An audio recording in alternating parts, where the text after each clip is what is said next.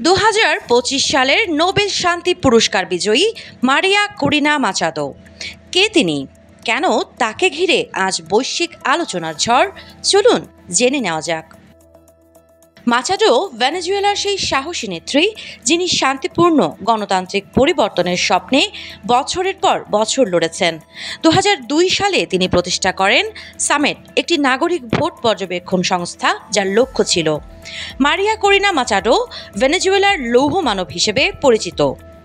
President Nicolas মাদুরোর কঠোর শাসনের বিরুদ্ধাচরণ করা বিরোধী দলের একজন নির্ভীক কর্মী, যিনি রকস্টারের মতো আবেদন নিয়ে চষে বেড়ান দেশের আনাচে কানাচে। দেশটির স্বাধীনতা আন্দোলনের নায়ক সিমন দ্য লিবারেটর বলিভারের প্রতি সম্মান রেখে তাকে লা লিবার্তাদোরা বা মুক্তির নেত্রী হিসেবেও ডাকা হয়। জীবন অবাক না করলে কে করবে? 28% মিল্ক ফ্যাটের অবাক করার সাথে ফ্রেশ মিল্ক পাউডার। জীবন অবাক করুক প্রতিদিন। ভেনেজুয়েলায় একনায়কতন্ত্র থেকে গণতন্ত্রে উত্তরণের প্রচেষ্টায় অবদানের জন্য সেই মারিয়া করিনা মাচাদোকে নোবেল শান্তি পুরস্কারে ভূষিত করা হয়েছে।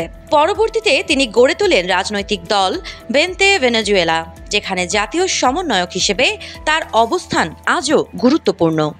স্বচ্ছ রাজনীতির পক্ষে অবস্থান, দুর্নীতির বিরুদ্ধে স্পষ্ট বক্তব্য, মাচাদো দ্রুতই সাধারণ মানুষের কাছে আশা ও পরিবর্তনের প্রতীক হয়ে ওঠেন।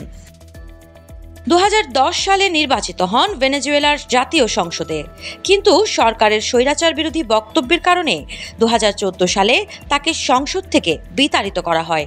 সেখান থেকেই তার রাজনৈতিক সংগ্রাম আরও তীব্র হয়ে ওঠে। ক্ষমতার ভয়, হুমকি, নির্যাতন কিছুই তাকে থামাতে পারেনি। তিনি শান্তিপূর্ণ আন্দোলন, মানবাধিকার রক্ষা আর ভোটের স্বচ্ছতার জন্য লড়াই করেছেন অক্লান্তভাবে। এ কারণেই 2025 সালে নরওয়েজিয়ান নোবেল কমিটি তাকে ভূষিত করেছে নোবেল শান্তি পুরস্কারে তার শান্তিপূর্ণ সংগ্রাম, গণতন্ত্র রক্ষা এবং জনগণের অধিকারের হয়ে নির্ভীক কণ্ঠস্বরের অদম্য শক্তির জন্য।